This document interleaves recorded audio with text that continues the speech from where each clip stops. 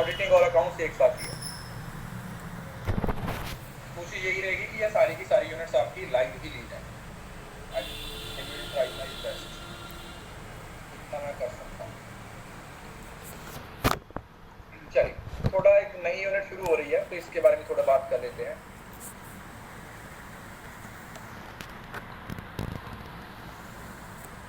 पहले सिलेबस देख लेते हैं। अरे आप टेंशन मत लो यार, आपको मेरे पे भरोसा है ना? हाँ, बस शांत बनाए रखो। एक दिन सब बातें बताऊंगा, ठीक है? अभी मैं कुछ बता नहीं सकता, बस ये शांत रहो। बस अभी आप ये साथ आप ही देखूंगा, ठीक है? बस मेरा साथ दो, मैं आपका साथ पूरा दूंगा, टेंशन मत। घबराने वाली भी कोई बात नहीं।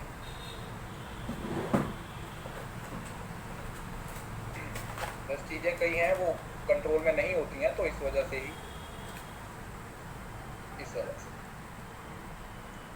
चलो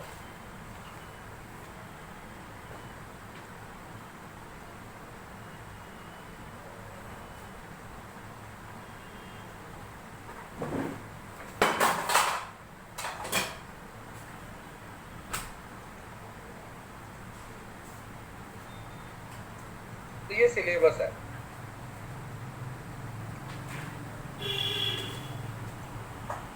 पेपर 1 तो उससे भी पहले हो जाएगा बेटा, उससे भी पहले हो जाएगा।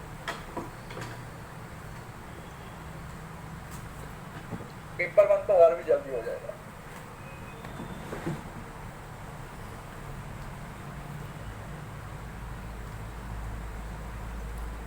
ये आप लोगों की यूनिट है, वैसे ये दो सेपरेट यूनिट्स हैं। सबाना को कमेंट्स में बता दो पेपर 1 की कौन कौन सी यूनिट हो गई है। बिजनेस इन्वायरमेंट एक सेपरेट यूनिट है और इंटरनेशनल बिजनेस है, ये एक सेपरेट यूनिट है। वैसे नॉर्मली देखा जाए तो ये दोनों सेपरेट यूनिट्स हैं, जैसे आपकी बिजनेस मैनेजमेंट और एचआरएम, ये भी सेपरेट यूनिट्स हैं। बीएम और एचआरएम है, ये भी दोनों आप लोगों की क्या है, बोथ आर सेपरेट यूनिट। लेकिन क्योंकि ये आपके सिलेबस में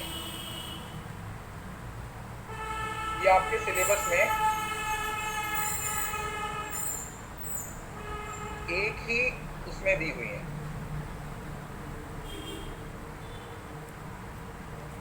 यूनिट के अंदर दी हुई है, एक ही यूनिट के अंदर दी हुई है। इस वजह से तो हम थोड़ा सा देख लेते हैं।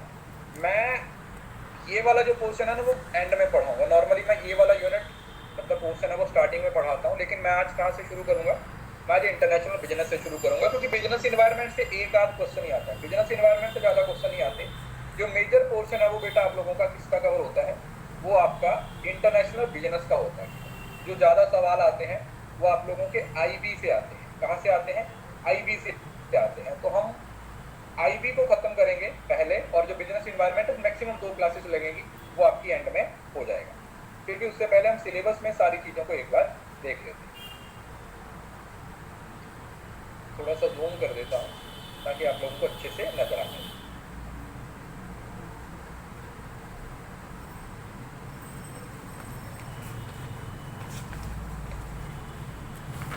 बिजनेस इन्वायरमेंट क्या होता है?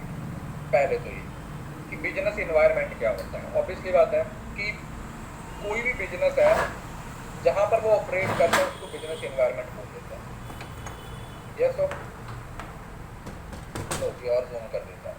जहां पर भी बिजनेस ऑपरेट करता है उसको क्या बोल देते हैं? उसका एनवायरमेंट। जैसे हमारा एनवायरमेंट होता है, जैसे आप लोगों ने देखा होगा, जो लोग बहुत ज्यादा पॉल्यूशन वाले एरिया में या पॉल्यूटेड एरिया में रहते हैं, वहां पर लोगों को अस्थमा, सांस की, BP की, हार्ट की बीमारियां ज्यादा होती हैं। देखा होगा आप लोगों ने। गांव में रहने वाले लोगों की उम्र ज्यादा लंबी होती है, मतलब मैं ऐसे नहीं बोल रहा कि बहुत ज्यादा, लेकिन अगर आप देखें तो कि शहर में रहने वाले और गांव में रहने वाले लोगों की लाइफस्टाइल में भी फर्क होता है और उनकी हैबिट्स में भी फर्क होता है और उनकी एज में भी एक बड़ा गैप होता है। उसका रीजन क्या है? उसका रीजन जिस इन्वायरमेंट में आप रहते हैं। चलो मैं आपको एक बात बताता हूँ। मैं 1 मिनट के लिए चुप होता हूँ।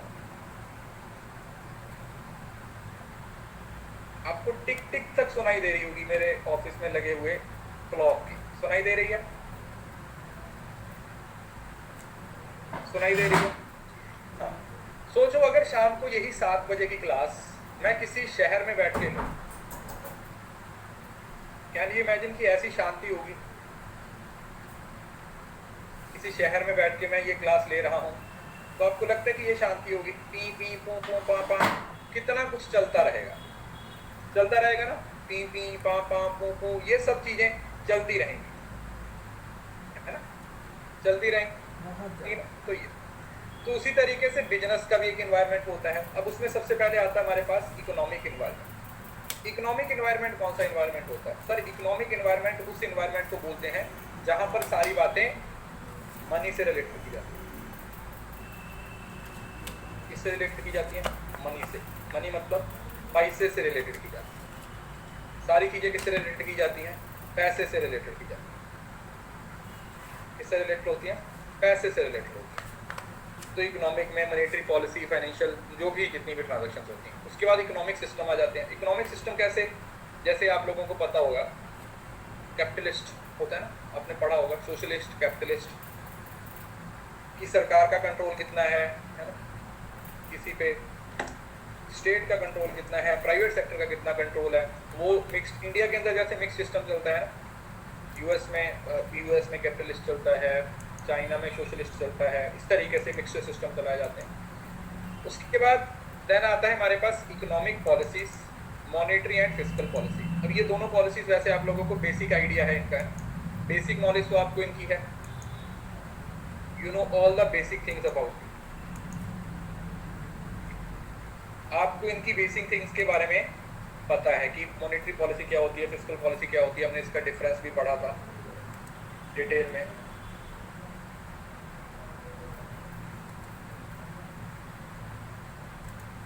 देन आ जाता है पॉलिटिकल इन्वायरमेंट। सरकार के कुछ रूल्स होते हैं। पॉलिटिकल का मतलब जहां पर पॉलिटिकल पर्सपेक्टिव की बात की जाती है। Role of government in the business, जैसे सरकार का बिजनेस में एक अहम रोल होता है। सरकार ने रूल बना दिया 18% जीएसटी, तो जो नहीं पे करेगा उसको उठा देंगे, यही होगा। सरकार ने बोल दिया इतना इनकम टैक्स देना पड़ेगा, तो अगर इतना इनकम टैक्स देना पड़ेगा तो देना पड़ेगा, समझ रहे हो ना। तो इस वजह से जो सरकार है उसके अपने रूल्स हैं, उसकी अपनी रेगुलेशंस हैं, और वो उन सब चीज़ों का क्या करते हैं? इस्तेमाल करते हैं। क्या करने के लिए? अपने लिए भी, सरकार के लिए भी, और सोसाइटी के लिए। देन आता है लीगल एनवायरनमेंट। लीगल का मतलब जो सरकार ने कुछ एक्ट्स बना रखे हैं। क्या बना रखे हैं? कुछ एक्ट्स बना रखे हैं, जैसे कंज्यूमर प्रोटेक्शन एक्ट, कोपरा, ये अभी रिसेंटली 2019-20 में इसको मॉडिफाई किया। मतलब अभी जो कोपरा एक्ट चल रहा है वो आपका 2020 वाला चल रहा है। पहले कितना था? 1986 में आया था। पहली बार कंज्यूमर की प्रोटेक्शन के लिए 1986 में इस एक्ट को बनाया गया, लेकिन फिर over the period of time 2020 तक इसको क्या किया गया? मॉडिफाई किया गया, इसको चेंज किया। हाँ बेटा पढ़ सकते हो बिजनेस एनवायरनमेंट। उसके बाद फेमा और फेरा, कॉर्पोरेट सोशल रिस्पॉन्सिबिलिटी, जो मैंने आप लोगों को बोला था कल की क्लास में हमारे बिजनेस मैनेजमेंट में, ये वाला टॉपिक है, तो यहाँ पर भी है वो।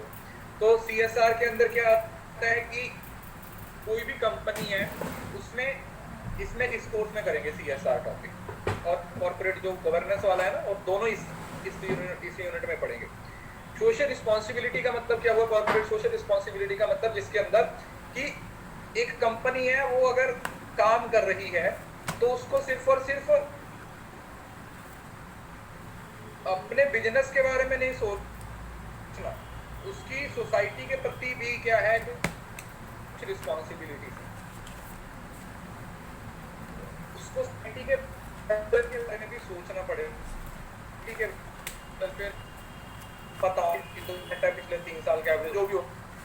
तो ये कुछ बेसिक या जो बेसिक टॉपिक्स हैं जो किसके अंडर कवर होते हैं? बिजनेस एनवायरनमेंट के अंदर। पहले 2019 से पहले ये एक सेपरेट यूनिट हुआ करती थी। 2019 से पहले ये यूनिट होती थी, क्या होती थी बेटा, एक सेपरेट यूनिट होती थी। लेकिन 2019 में आप लोगों का सिलेबस चेंज हुआ, तो पहली बार आपके सिलेबस में कौन सी यूनिट इंट्रोड्यूस हुई थी, लीगल एस्पेक्ट। मतलब 2019 से पहले हम लीगल एस्पेक्ट नहीं पढ़ाते थे। 2018 दिसंबर तक आपके सिलेबस में लीगल एस्पेक्ट नहीं थी। लीगल एस्पेक्ट को बाद में इंट्रोड्यूस किया गया, उससे पहले नहीं होता था। अगर आप उससे पहले वाला सिलेबस देखोगे ना, तो वहां पर वो नहीं होता था, उसको चेंज किया गया था 2019 में। जनवरी 2019 में आपका नया सिलेबस इंट्रोड्यूस किया गया। ये तो है आप लोगों का किससे related, this is related to your business environment, कि जो आपका बिजनेस एनवायरनमेंट है उससे रिलेटेड जो सारी चीज इस related with the business environment.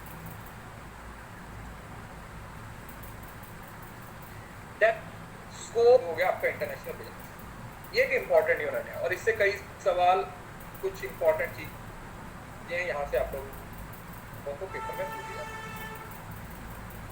Scope and importance, असल में इंटरनेशनल बिजनेस होता क्या है, तो जब तक आप अपने देश की बाउंड्री के अंदर हो, जब तक आप अपने देश की बाउंड्री के अंदर हो, जब तक आप अपने देश की बाउंड्री के अंदर हो, तब तक तो वो क्या है, तब तक वो आप लोगों का क्या है, that is domestic business, domestic trade, जिसको कुछ भी बोल सकते हो कि ये आप लोगों का डोमेस्टिक है, इधर ही रह के आप सारा काम कर रहे हो।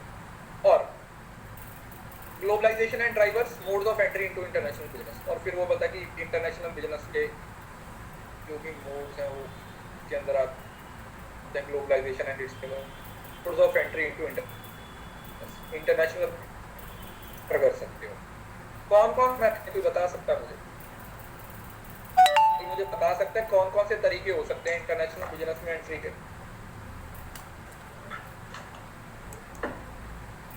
Yes, franchising, export, import, licensing, agency, FDI, joint alliance, joint venture. तो ये बहुत सारी चीजें हैं, ग्रीन फील्ड है, ब्राउन फील्ड है, वो आगे जाके हम पढ़ेंगे। तो ये इंटरनेशनल बिजनेस में आप कैसे एंटर हो सकते हो, ये उसके कुछ तरीके होते हैं। इसके क्या होते हैं, कुछ तरीके होते हैं, टर्की प्रोजेक्ट के होते हैं, वो इसी के अंदर आते हैं। देन आता है थ्योरीज ऑफ इंटरनेशनल ट्रेड। क्या होता है? थ्योरीज ऑफ इंटरनेशनल ट्रेड, बहुत ही इंपॉर्टेंट टॉपिक, बहुत ही ज्यादा। एक सवाल हमेशा आता है, कौन कौन सी कंट्री स्पेसिफिक है, फर्म स्पेसिफिक थ्योरीज होती हैं, और कंपैरेटिव एडवांटेज क्या होता है, एब्सोल्यूट एडवांटेज क्या होता है, ये सब किस में आ जाता है, ये आप लोगों का इंटरनेशनल ट्रेड की थ्योरीज में आ जाएगा। This will be covered under theories of international trade. International trade के अंदर इन सारी चीजों को क्या किया जाता है, कवर किया जाता है। All these things will be covered under international trade.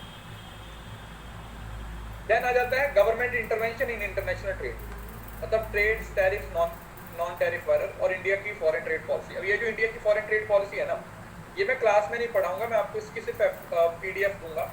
क्यों? क्योंकि ये ना सारा स्टैटिक पोर्शन, समझ रहे हो ना, कोई भी पॉलिसी होती है वो स्टैटिक होती है कि कितना इंपोर्ट हुआ, कितना एक्सपोर्ट हुआ, है ना, समझ रहे हो ना, कि ये स्कीम आई, फलानी सब की स्कीम आई। और इस बार भी 2023 में भी यहाँ से आप लोगों को सवाल पूछा गया, 2023 में भी आपको यहाँ से सवाल है वो पूछा गया।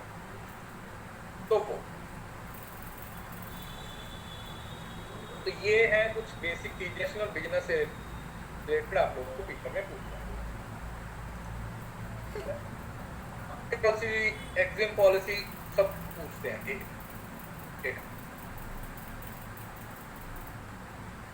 जो एक बहुत सारा टॉपिक है दैट इज अपने आप में एक कंप्लीट, अपने आप में एक इंपॉर्टेंट टॉपिक। एफडीआई और एफपीआई, एफडीआई और एफपीआई में बेसिक डिफरेंस क्या होता है? जब आप किसी कम में 10% से कम शेयर देते हो तो वो 10% से ज्यादा हो गया, 10% से ज्यादा हुआ तो वो क्या हो जाएगा?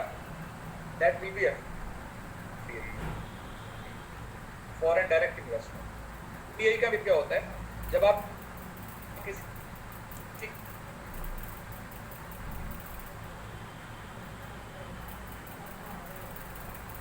बोर्ड ऑफ डायरेक्टर्स में आपको जगह चाहिए, आप शेयर होल्डर बन गए हो, तो आप सिर्फ पावर के लिए क्या कर रहे हो?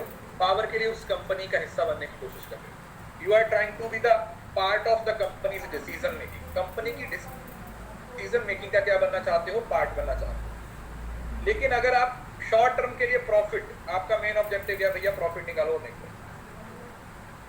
मेरा मेन ऑब्जेक्टिव है कि मेरे को प्रॉफिट चाहिए, और उसके बाद मेरे को यहाँ से क्या करना है, मूव ऑन कर जाना है। मेरे को क्या चाहिए, मेरे को सिर्फ और सिर्फ प्रॉफिट चाहिए। जैसे ही मेरा प्रॉफिट निकला मैं यहाँ से उठ जाऊँ, ये बोलते हैं। उसके बाद टाइप्स ऑफ एफडीआई। एफडीआई की टाइप्स कौन सी हैं, cost and benefits of FDI. और एफडीआई में से ना रेट्स वगैरह पूछ लेते हैं। कौन से सेक्टर में एफडीआई अलाउ नहीं है, रेलवे में अलाउ नहीं, रेलवे में एफडीआई अलाउ नहीं है, रेलवे में अलाउ नहीं है, रेलवे इंफ्रास्ट्रक्चर में अलाउड है। कौन से सेक्टर में अलाउड है, कौन से सेक्टर में अलाउड नहीं है, कौन से सेक्टर में कितनी अलाउड है, कितनी अलाउड नहीं है। तो ये कुछ चीजें हैं वो आप लोगों के यहाँ से पूछी जाती हैं। एफडीआई से होम कंट्री जिसके अंदर एफडीआई आ रही है और होस्ट कंट्री जो उसको होस्ट कर रही है, उसको क्या क्या फायदे होते हैं। कुछ फायदे होते हैं, कुछ नुकसान होते हैं। ट्रेंड्स इन एफडीआई और इंडियाज एफडीआई पॉलिसी। जैसे इंडिया की फॉरेन एक्सचेंज पॉलिसी है, फॉरेक्स पॉलिसी है, उसी तरीके से इंडिया की एफडीआई भी पॉलिसी। इंडिया की कौन सी पॉलिसी है, एक एफडीआई पॉलिसी है। मतलब एफडीआई का मतलब कि फॉरेन डायरेक्ट इन्वेस्टमेंट को लेकर भी सरकार टाइम टू टाइम रूल्स बनाती रहे। अभी रिसेंटली एक रूल बनाया गया था कि जो इंडिया की बॉर्डर कंट्रीज हैं वो ऑटोमेटिक एंट्री उनकी बंद कर दी थी। ठीक है, रूल आया था 2021 में आया था कि जो भी इंडिया की बॉर्डर कंट्रीज है, मतलब जिस 7 देशों के साथ इंडिया क्या कर रहा है, शेयर कर रहा है अपने बॉर्डर को, वो ऑटोमेटिक रूट के थ्रू नहीं आएंगे, उनको गवर्नमेंट रूट के थ्रू आना पड़ेगा। मतलब वो डायरेक्ट इंडिया में इन्वेस्ट नहीं कर सकते। जैसे एफडीआई है, जो फॉरेन डायरेक्ट इन्वेस्टमेंट है ना, उसके 2 रूट होते हैं। रूट का मतलब क्या हुआ कि या तो वो डायरेक्ट आ जाएंगे, उसको सरकार कुछ नहीं कहेगी, या फिर इनडायरेक्ट आएंगे क्योंकि सरकार उनको क्या बोलेगी, सरकार उनको रोकेगी। रोकेगी इन द सेंस सरकार से परमिशन लेनी पड़ेगी। मतलब इन्वेस्ट तो कर सकते हैं नो डाउट, लेकिन उसके लिए क्या करना पड़ेगा, सरकार से परमिशन लेनी पड़ेगी। सरकार से क्या करनी पड़ेगी बेटा, परमिशन लेनी पड़ेगी। अगर वो सरकार से परमिशन लेंगे तभी वो किसी देश में जाके इन्वेस्ट कर सकते हैं। अदरवाइज अगर वो सरकार से परमिशन नहीं लेते हैं then they can not invest, तो फिर वो इन्वेस्ट नहीं कर सकते।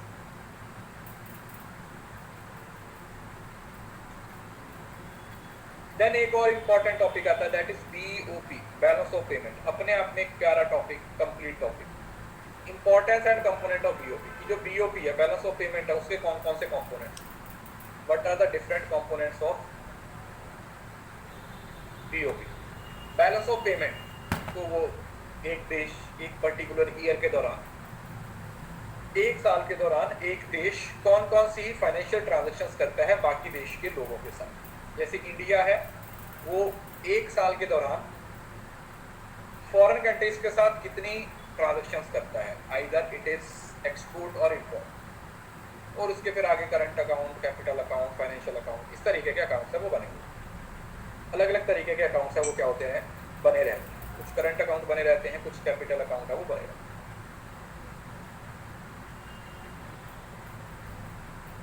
ऐसे देन उसके बाद एक पूरा स्टैटिक पोर्शन है। इसके बाद लगभग स्टैटिक पोर्शन शुरू हो जाएगा आपका, जिसके अंदर रीजनल इकोनॉमिक इंटीग्रेशन आ जाती है। ये जितने भी आते हैं ना, NAFTA, SAFTA, FTA, economic union, तो इसके लेवल्स आते हैं। और उसके बाद अलग अलग जो कॉन्ट्रैक्ट होते हैं, साइन होते हैं, NAFTA, SAFTA, EU, ASEAN, SAARC, ये सब, ये सारे का सारा क्या, कौन सा पोर्शन है, ये सारे का सारा बेटा स्टैटिक पोर्शन है।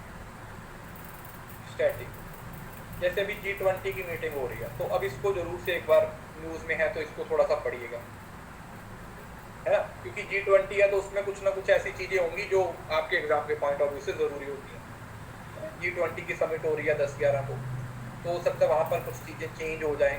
वहां पर हो सकता है कि कुछ भी वहां पर इंडिया उसको होस्ट कर रहा है, तो वो आपको वहां पर क्या हो सकता है, देखने को मिल सकता है। You may find it.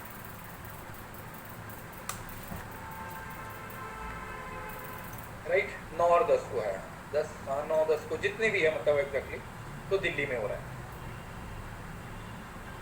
Then आता है हमारे पास international economic institutions. International economic institutions.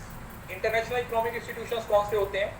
जिसमें कोई इंस्टीट्यूशंस की बात होती है पूरी detail, IMF international monetary fund, उसकी छोटी बहन वर्ल्ड बैंक, और उसके बाद यूएनसीटीए। तो ये भी मतलब समझ रहे हो ना, हर टॉपिक इंपॉर्टेंट है जब आप इंटरनेशनल बिजनेस की बात करते हो। ठीक है बेटा, जब आप इंटरनेशनल बिजनेस की बात करते हो ना, तो वहां पर हर टॉपिक इंपॉर्टेंट है। आप उसमें से किसी टॉपिक को स्किप नहीं कर सकते, उसमें से किसी भी टॉपिक को स्किप नहीं कर सकते। You can't skip any of the topic. आपको ये चीज़ों को याद करना पड़ेगा, तरीके से ये समझ लीजिए कि रटना ही पड़ेगा। आपको इन सब चीज़ों को रटना ही पड़ेगा, राइट।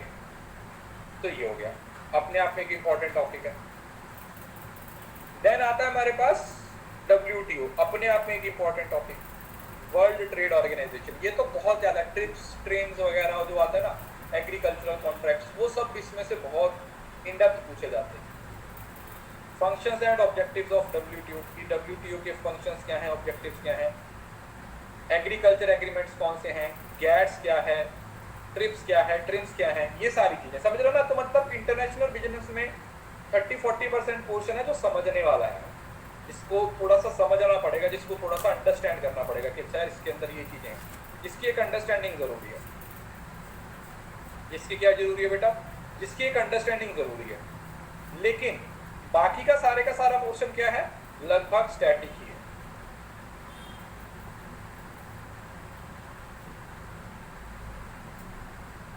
स्टैटिक होने का मतलब कि हर सवाल याद करना पड़ेगा, हर चीज को क्या करना पड़ेगा? याद करना पड़ेगा। ईयर्स भी याद करने पड़ेंगे, बहुत सारी नाम भी आते हैं, इवन के फुल फॉर्म्स भी आती हैं। तो वो है मतलब 6-7 क्वेश्चन आपको इस पर्टिकुलर यूनिट से देखने को मिलेगा। तो ये आपका सिलेबस है। किसी को इस बात में कोई दिक्कत? 6-7 क्वेश्चन तो आराम से आते हैं। नहीं, टफ नहीं है। देखो मैं बता रहा हूँ, टफ तो नहीं है। अगर आपने इंटरनेशनल बिजनेस को पहले पढ़ा हुआ है फिर तो बिल्कुल भी टफ नहीं है। लेकिन अगर नहीं पढ़ा है तो फिर जो चीज़ पहली बार पढ़ोगे वो तो टफ लगेगी ही बेटा। जो चीज़ पहले आपने कभी पढ़ी ही नहीं है वो तो फिर अपने आप ही टफ लगेगी। लेकिन अगर आपने उस चीज़ को पढ़ रखा है तो फिर वो टफ नहीं होती, फिर वो चीज़ टफ नहीं होती। वो सीधा आपके एग्जाम के पॉइंट ऑफ व्यू से बड़े आराम से क्या हो जाती है? सॉल्व हो जाती है। उसमें आपको कोई दिक्कत कभी नहीं है। ठीक, चलो मैं इसकी एक फर्स्ट PDF अपलोड करता हूँ। 1 मिनट का टाइम।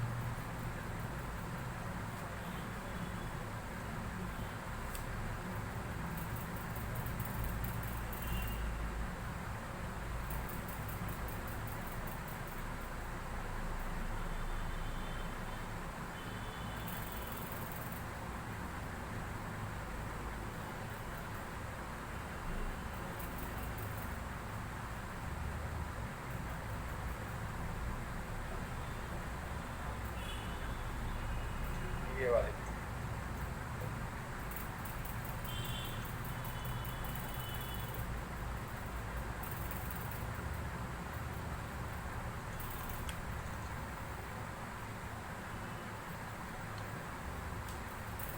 आपके फॉर्म वॉर्म निकाले ही नहीं इन्होंने इस बार। मूड में नहीं है क्या ये एग्जाम लेने? अभी तक तो आ जाने चाहिए थे, है ना? उनको याद भी है, इनको याद भी हो तुम, है ना? इनको याद हो तुम। पिछले साल तो बट ये है कि इनकी स्पीड बढ़ी है अब, है ना? पिछली बार जो है था देखा, फटाफट से बेटा 5 दिन के अंदर पेपर भी करवा दिए, रिजल्ट भी निकाल दिया, सब कर दिया। 15 तक आ जाने चाहिए, 15 तक आ जाने चाहिए। सर आज जन्माष्टमी है, मेड दिस झूला फॉर कृष्ण। बहुत प्यारा बेटा, बहुत अच्छा। तो आ जाना चाहिए मेरे हिसाब से 15 तक, 15 तक तो आ जाना चाहिए। आप मान सकते हो 15 सितंबर तक, 15 सितंबर से लेके 15 अक्टूबर तक आप लोगों का फॉर्म है वो निकल जाएगा किसी भी डेट, मेरे को जहां तक लगता है। देखो पेपर ना दिसंबर में मेरे हिसाब से तो 15 मतलब 10 के बाद होंगे, आप ये समझते, 10 से 15 के बीच में होंगे, समझ रहे हो ना? 10 से लेके 15 के बीच, मतलब फर्स्ट वीक में तो नहीं होगा, ऑब्वियसली बात है, सेकंड या थर्ड वीक में होगा, क्योंकि फोर्थ वीक में नहीं होता। सेकंड से थर्ड तक चलेगा या फिर थर्ड से फोर्थ तक चलेगा। हाँ 25 से पहले खत्म कर देंगे, क्योंकि अब तो कुछ इनको दिक्कत भी नहीं है ना, सब चीजें सही तरीके से टाइम से हो ही रही हैं, तो इनको कोई प्रॉब्लम भी नहीं आएगी, ठीक है, इनको कोई खास प्रॉब्लम भी नहीं आएगी, तो ढंग से इनका एग्जाम है वो हो भी जाएगा। देखते हैं वो कब होता है, कैसे होता है, सपने हैं।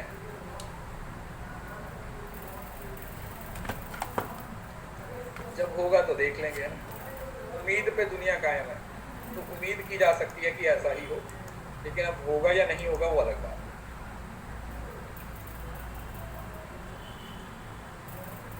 सर क्या टेंशन दे रहे, मैं टेंशन क्यों दूंगा, मेरे को बता। आपको ना टेंशन की टीवी नहीं है, अगर मैं आपको बता दूं कि हम क्या क्या किस टेंशन में है, समझ रहे हो ना? आपके तो टीवी नहीं है टेंशन की, फिर भी हम लगे हुए हैं, है ना?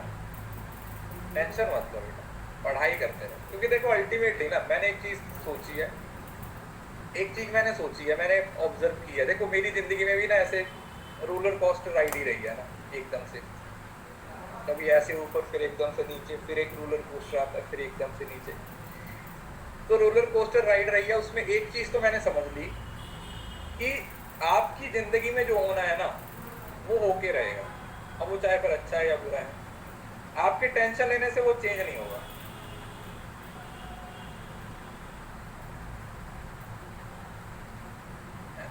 टेंशन लेने से वो चेंज नहीं होगा, मेहनत करते रहो, जो चीज आपके कंट्रोल में नहीं उसको, अभी वही देख रहा था मैं, उस दिन देख रहा था इंडिया और पाकिस्तान का मैच चल रहा था, इंडिया वालों ने भी अच्छी मेहनत की, पाकिस्तान वालों ने भी अच्छी मेहनत की, मी आ गया, बारिश आ गई, बारिश तो उनके हाथ में नहीं थी ना, है ना, बारिश तो उनके हाथ में नहीं थी, तो मैच ड्रॉ हो गया। अब ऐसा तो नहीं है कि उन्होंने मेहनत नहीं की थी, तो जो चीज तुम्हारे हाथ में है,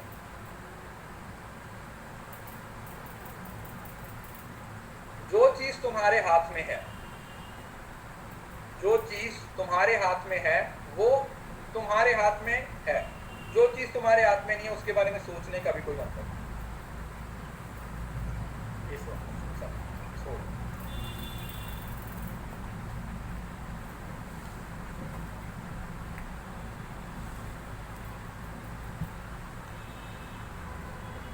International business is a term used to collectively describe all commercial transactions। देखो इसमें ना डेफिनेशन में कुछ बातें लिखी हुई हैं जो कि आपको समझनी है।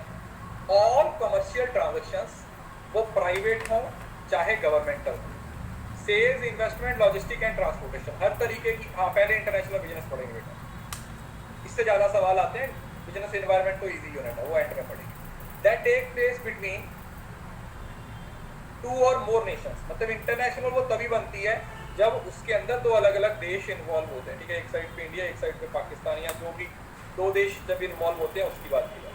Whenever we talk about two different countries, ठीक है, दो डिफरेंट कंट्रीज के बारे में बात करते हैं। It involve cross border transaction of goods and services between two countries. अब इसके अंदर दो अलग अलग देशों की बात होती है। अलग अलग देशों का मतलब क्या हुआ, ट्रांजेक्शन कैसे होगी, एक देश और दूसरा देश, मतलब दोनों के बॉर्डर अलग अलग होने चाहिए। ऐसा नहीं है कि इंडिया के अंदर ही ट्रांजेक्शन कर रहे हो, अलग अलग होने चाहिए। So international business refers to the trade of goods, services, technology, capital and knowledge across national border at a global transaction, global level पे in other words interdependence of countries is reflected in the whole range of international transactions. तो किसी भी तरीके की transactions जो beyond the country होती है, 2 से ज्यादा भी हो सकते हैं, that is not a problem. Hindi में पीडीएफ मिल जाएगी बेटा इसकी, आज की रिसर्च की एक पेंडिंग और इसकी एक पेंडिंग, इसकी तो चलो शुरू ही किया तो मिल जाए। Usually private companies undertake such transactions for profit, government undertake them for political reason. जैसे सरकार होती है, वो नो डाउट प्रॉफिट के लिए भी काम करते हैं, लेकिन सरकार का जो मेन ऑब्जेक्टिव होता है ना, वो ज्यादातर वेलफेयर होता है। सरकार ज्यादातर जो एक्टिविटीज करती है वो वेलफेयर पर्पस के लिए करती है, कहने को उसके अंदर वेलफेयर बोलती है सरकार, ये नहीं बोलती कि हमारा वेलफेयर या सरकार का वेलफेयर, समझ रहे हो? सरकार हमेशा ये बोलती है कि वी वर्क फॉर वेलफेयर, लेकिन वो वेलफेयर किसका हो रहा है, कैसे हो रहा है, उसके बारे में कुछ नहीं बोलती। ठीक है, हर सरकार इसी तरीके से काम करती है कि सरकार works for welfare purpose. Welfare किसका ये तो ना बताएगा, मैं नहीं बताऊंगा, है ना, ये तो नहीं मैं बताऊंगा। Jokes apart, the thing is कि प्राइवेट सेक्टर है वो किसके बारे में बात करते हैं, वो ज्यादातर प्रॉफिट के बारे में बात करते हैं, और जो गवर्नमेंट सेक्टर है या जो सरकार है वो किसके बारे में बात करेगी, they will be talking about और they will be working for people, वो लोगों के बारे में बात करेंगे। किसके बारे में बात करेंगे, they will do it for the people, वो किसके बारे में बात करेंगे, वो लोगों के बारे में बात करेंगे। ठीक है, अब डेफिनेशन है, international business consist of transactions, क्या है, consist of transactions that are devised and carried out across national borders to satisfy the objectives of the individuals, companies and organizations. These transactions takes on various forms which are often interrelated. ठीक है, अलग अलग तरीके की transaction हो सकती हैं। International business involve commercial activities across the national frontier. हम इंटरनेशनल बिजनेस को क्यों स्टडी करते हैं, ठीक है, व्हाट आर द रीजन और व्हाट आर द ऑब्जेक्टिव्स, हमारे रीजंस क्या है, हमारे ऑब्जेक्टिव्स क्या हैं इंटरनेशनल बिजनेस को स्टडी करने। Most companies are either international or compete with international companies. कुछ कंपनीज है या तो है ही इंटरनेशनल लेवल पे काम करती हैं, या फिर उनका जो कंपटीशन होता है वो इंटरनेशनल लेवल पे होता है। ठीक है, इंटरनेशनल लेवल पे होता है, या तो वो कंपनीज ही क्या होती हैं, इंटरनेशनल होती हैं, या फिर वो इंटरनेशनल लेवल पे compete करती हैं।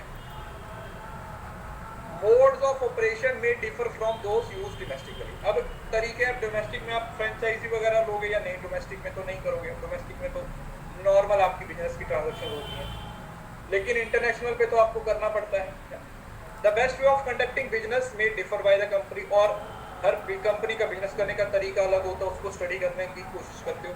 And understanding has to make better career decisions. अब देखा होगा आप लोगों ने, बहुत सारे लोग एमएनसी में काम करते हैं और उनके पैकेज भी लाखों में होते हैं, है ना, बहुत सारे लोग हैं वो एमएनसीज में काम करते हैं, तो उनके जो पैकेजेस होते हैं वो भी क्या होते हैं, वो भी लाखों में होते हैं।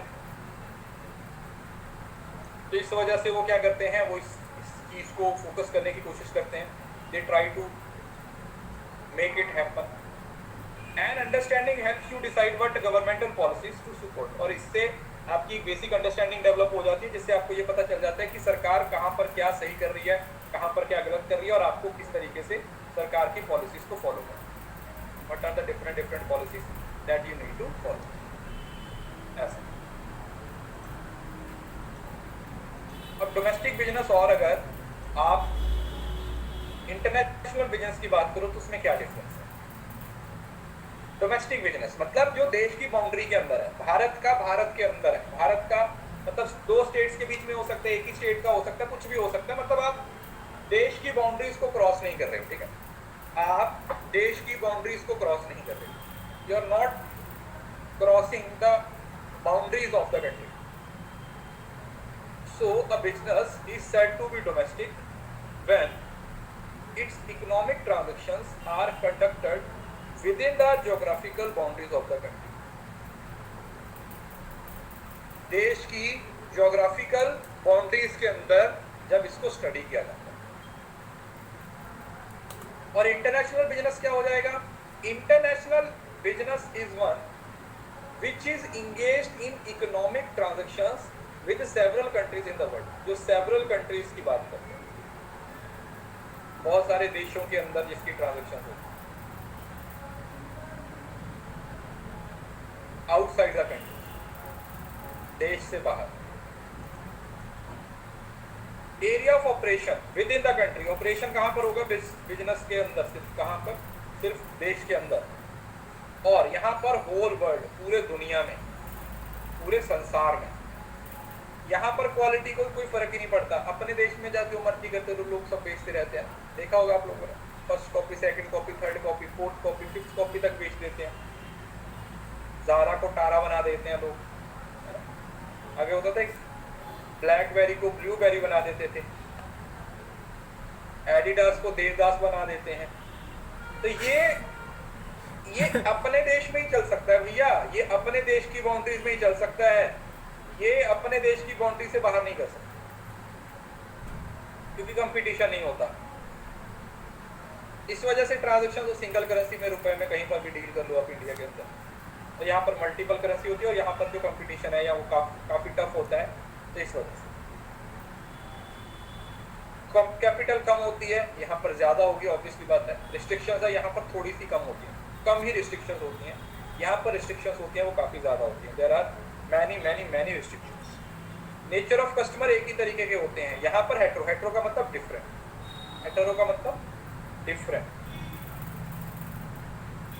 डिफरेंट कस्टमर्स, किसी की ज़रूरत कोई है, किसी की ज़रूरत कोई है, तो हर किसी की अलग अलग ज़रूरतें होंगी।